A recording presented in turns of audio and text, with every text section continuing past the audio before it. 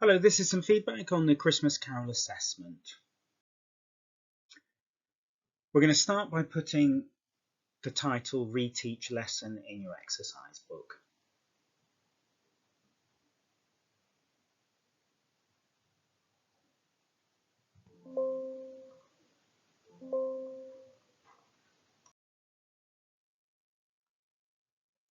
Okay, so we'd like you to just write this heading down. Point 1, developing analysis, and we'd like you to write this sentence down. Dickens uses light imagery to suggest how special Fred is.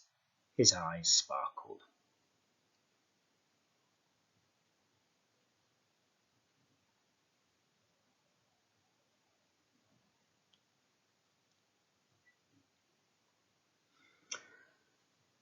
Now, with the first point, what we need to do in English is to make sure that your explanations are as developed as they can possibly be.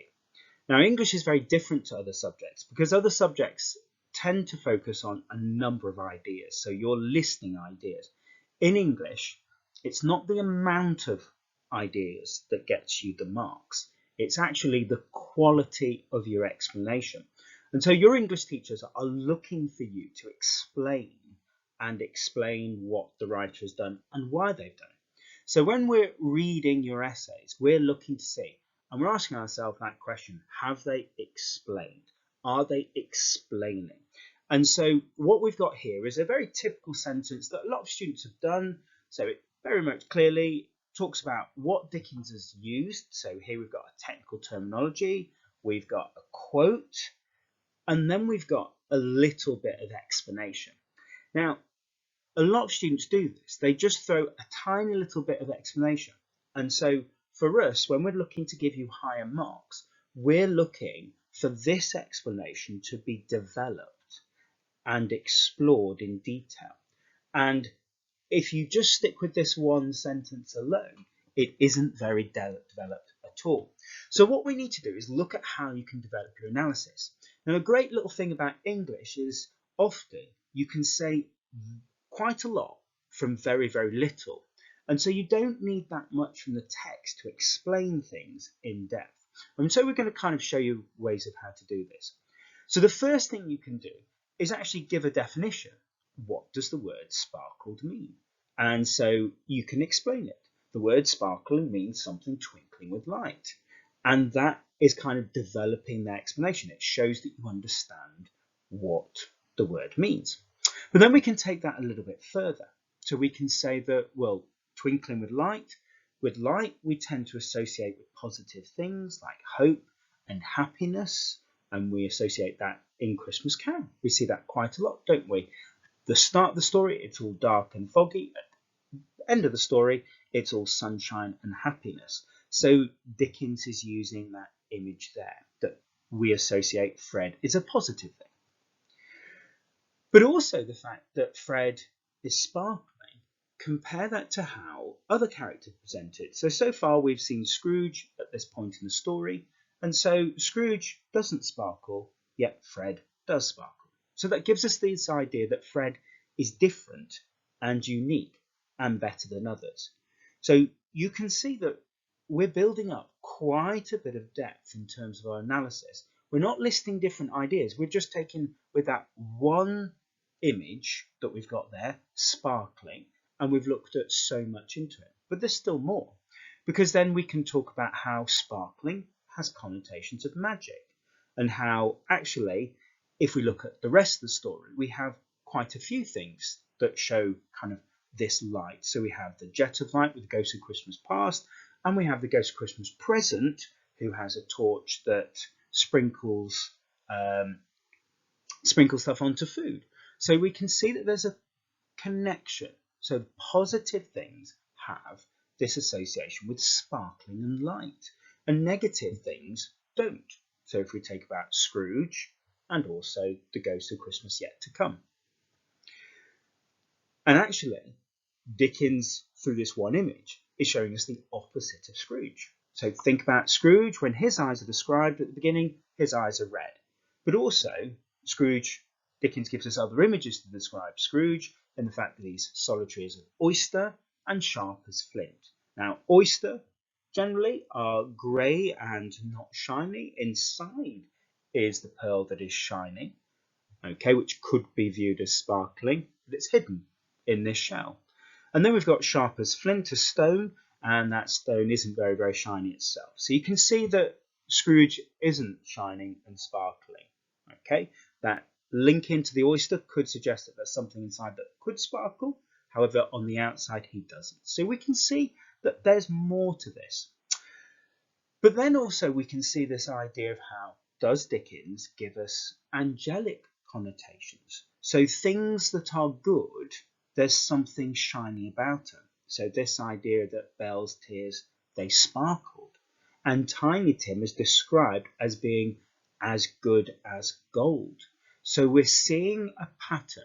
And with our analysis, we can make connections to different things across the text itself.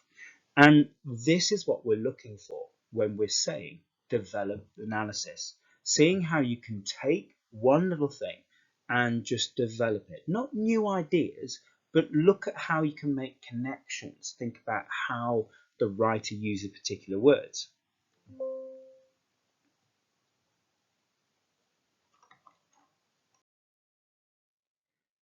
So in your exercise books, we're just going to make it very, very clear. What can we do to strengthen your analysis? Well, the first thing you can do is give definitions of words.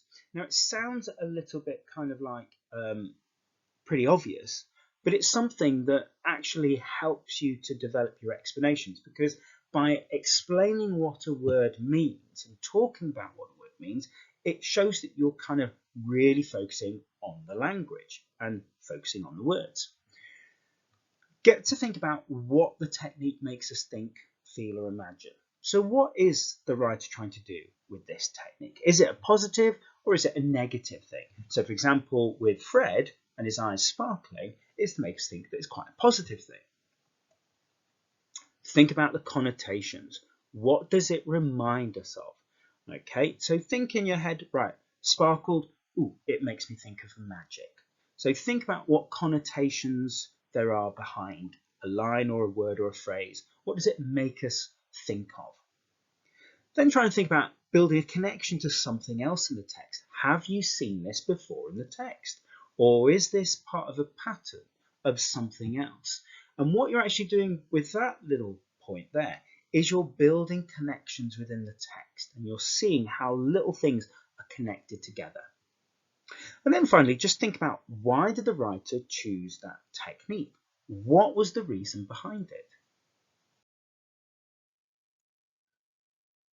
Okay, what we're going to do now is give you an opportunity to have a go at doing one of these yourself and think about what you could do and how you can develop that analysis.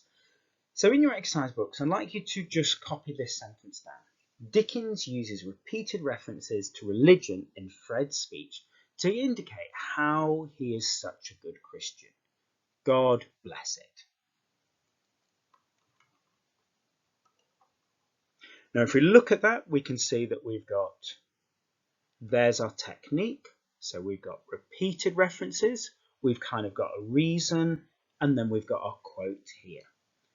Now, what I'd like you to do for me, and when I ask the teacher to pause the video, is to just have a bit of a think now of what you could say based on that development of analysis. So, could you define what the word bless means? Can you explain what we're supposed to think, feel, or imagine when Fred says, God bless it? Can you explore the connotations of the line? What might it remind us of? And can we make a connection to anything else in the story? And can we explain why the writer chose this technique?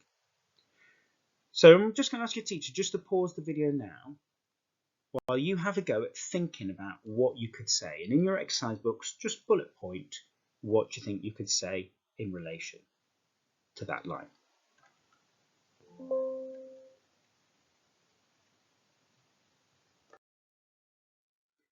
Okay, so let's have a look at what we could have said about this. So bless means to make holy, or to ask for God's help and protection. It makes us think that Fred sees God and religion as important, and also quite a positive thing, isn't it? We're talking about a positive element in society. Connotations of improvement. To bless something is to make it better. We can see a sense of higher power protecting the weak. So, for example, the ghost Christmas present and his torch blessing the food. Okay, for those that are less fortunate, the ghost helps them and supports them. We could also make a connection to Tiny Tim in the story, because the last line that Tiny Tim says, which is the last ever line of the story, is God bless us everyone. So the story ends with a blessing. And here is Fred in the beginning, in stave 1, blessing, asking for a blessing. So we can see there's a connection, and notice that both are good characters and both are talking and using religious language. But also it makes us understand the religious significance of Christmas. So there were just a few things that you could have talked about in terms of that line there. But you can see how you can develop and how you can build up quite a lot of things to say with Christmas Carol and any text in English by just taking your time and try to say a lot about a little. And so instead of trying to find hundreds of things, look at the thing that you've spotted and explore that in greater detail. And that's why we use squeals, really. It's just kind of focus on spotting something and then saying quite a lot about that one particular thing. And that's where squeals comes into this. That's where we want you to kind of use squeal to say a lot about a little and not just one thing. And that's often what was happening with students with their essays, is they were just spotting one technique and then rushing off to talk about something else. We need that development. So develop and explore what you can say. Right, in your exercise books, write the heading Point to Developing the Writer's Intent.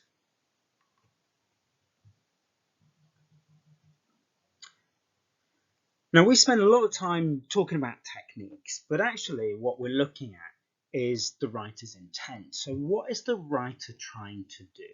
What are they doing with these ideas?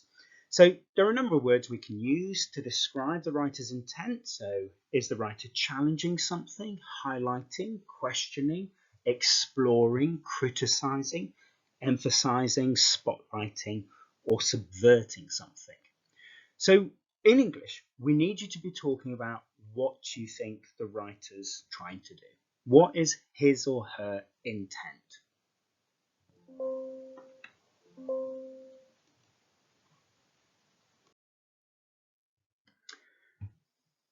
Now what we're going to do is I'm going to ask your teacher just to pause the video in a bit, and we're going to get you to think about what could the writer's intent be behind Fred. What's the reason for using Fred? Is Dickens challenging something, highlighting something, questioning something, exploring, criticizing, emphasizing, or spotlighting something, or even subverting something with the use of Fred?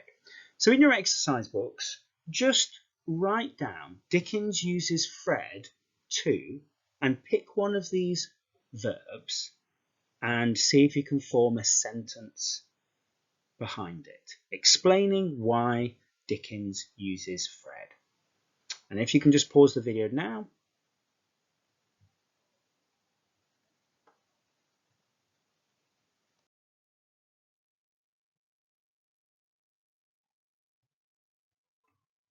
Okay, here are some examples that you could have come up with.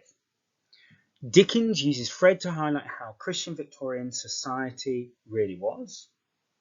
Dickens uses Fred to highlight the source for improvement already existing in society. But Dickens uses Fred to emphasize that we are naturally good people and society has changed us. Now, this is really kind of a bit of an inference that we, as students, are kind of taking from the book itself. But this is what examiners are expecting you to do, to talk about the reasons. What's the message behind what the writer is doing? And these words really, really help you to do that. Challenge, highlight, question, explores, criticize, emphasizes, spotlights, and subverts.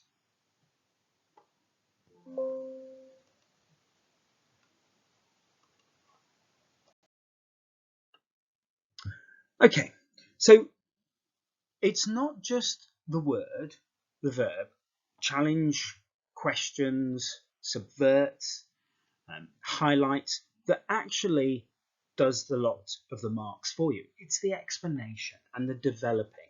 And we need to get you developing, a bit like with point 1, where you develop things in more detail. We need to get you to develop the writer's intent even more. And words like because, so, and as are really, really useful for doing that.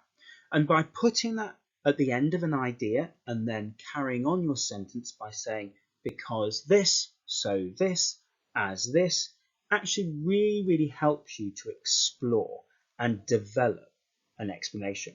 So in your exercise box, you've got 3 sentence openings there. What I'd like to do is to see if you can carry that on, that sentence on, and with each one, see if you can end it with something different. And I'm going to ask the teacher just to pause the video so you can do that now.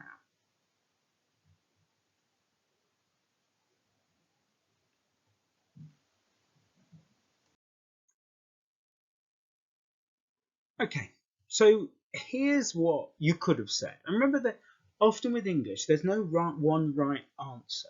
Okay, it could be a number of different things. But here we've got some ideas. So Dickens uses Fred to question how Christian Victorian society really was because the Industrial Revolution pitted the rich against the poor. So you can see that here with because, what that does is this now gives us a reason. Okay, so why did Dickens question how Christian Victorian society was? Well, because of this. And there's your context. So your background knowledge, AO3. Dickens uses Fred to show how Christian Victorian society really was, so that Victorians understood that it was their duty to be kind and charitable. So if we have a look, whereas because gave us a reason, okay, so gives us a possible consequence. And so you can see the reason why Dickens is doing things. So Dickens uses Fred to question how Christian Victorian society really was, so that Victorians understood it was their duty to be kind and charitable. And that's what Dickens is trying to do. Dickens uses Fred to question how Christian Victorian society really was, as charity was the only way things were going to improve for people. So here, as uses really about a cause. Okay, so the cause of how things were going to improve was through charity itself. So you can see because, so, and as, those 3 words actually help us to develop and explain and talk about the writer's intent in more detail. Now we've got 3 different points, all generated because of a different word. Now, in your writing, we're not going to expect you to write the same sentence 3 times and then just plonk because, so, and as. Now, what you can do, and this is where your planning is really important, is you can look at combining all of those together.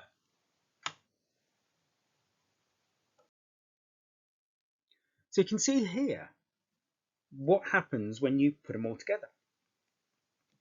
So our 3 little sentences now become one big sentence with quite a number of different ideas about the writer's intent.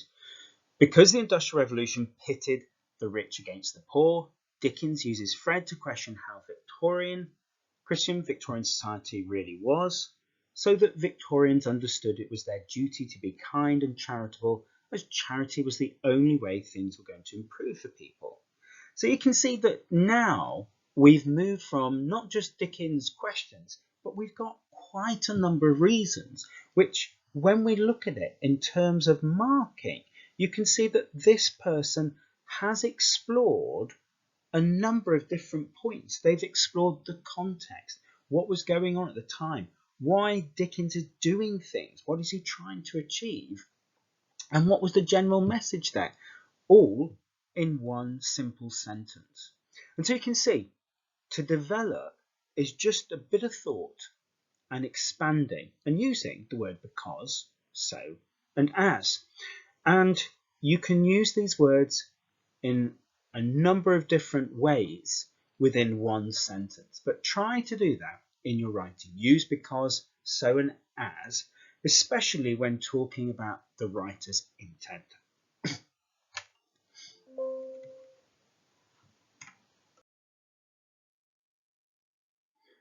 Okay, in your exercise books, write down point 3, building an argument and being critical.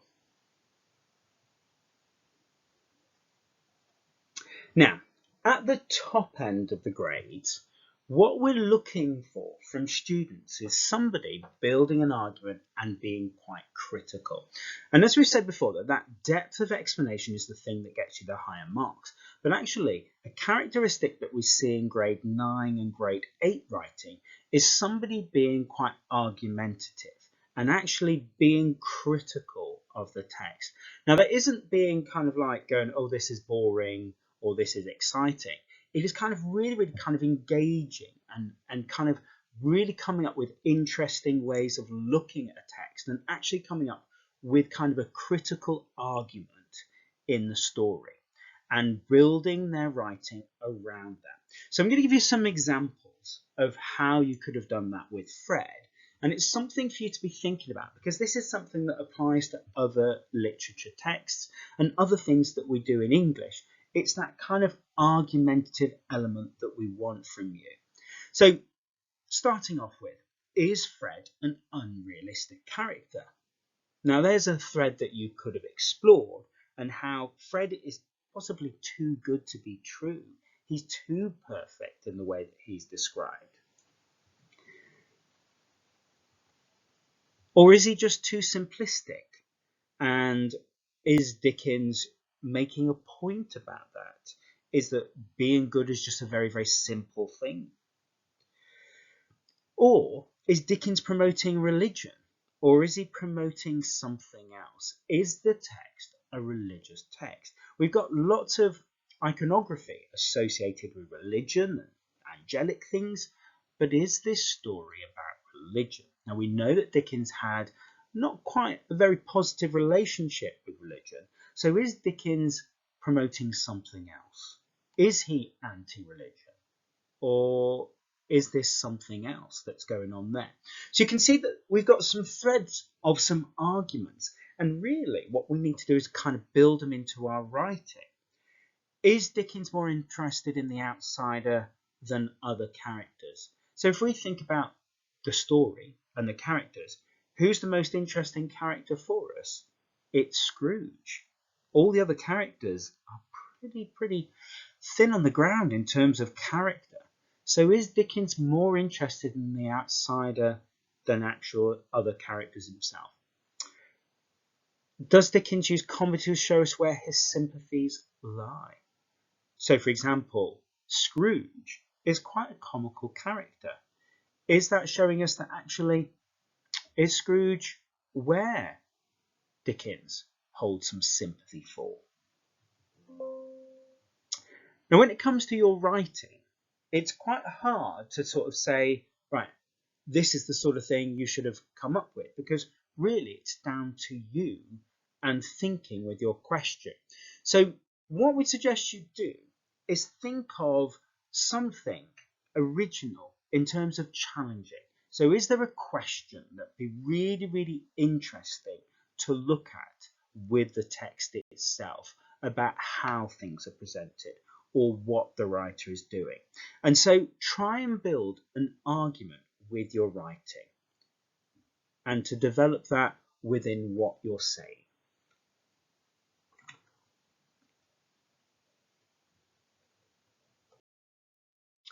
Okay, so there are those 3 things that we want you to work on, and especially when we're looking at literature text. So number 1, which is looking at developing your analysis, so zooming in great detail. Number 2, thinking about the writer's intent and thinking about a word to describe the writer's intent, and then using that because, so, and as. And then the 3rd point is we want you to be a little bit critical, so come up with an argument that you can base your essay around, or some of your ideas.